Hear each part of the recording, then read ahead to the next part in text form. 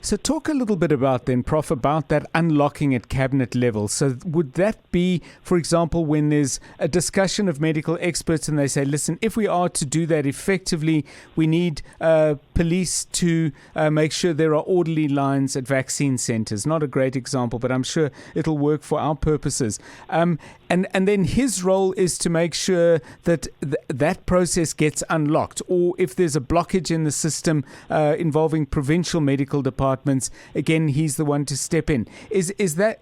Am I understanding what you're describing correctly? Yeah, so the executive is in a position to operate with other members of the executive. So that's one key interaction. And sometimes when you're dealing with a multi-level government, as most countries have, you need to have somebody who can talk to the key principles and make sure that anything that needs to be done at that level occurs.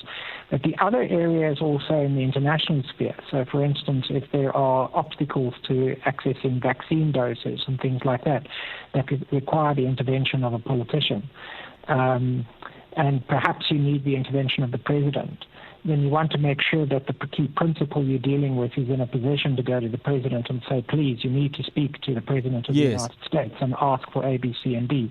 So that an operational lead just cannot do.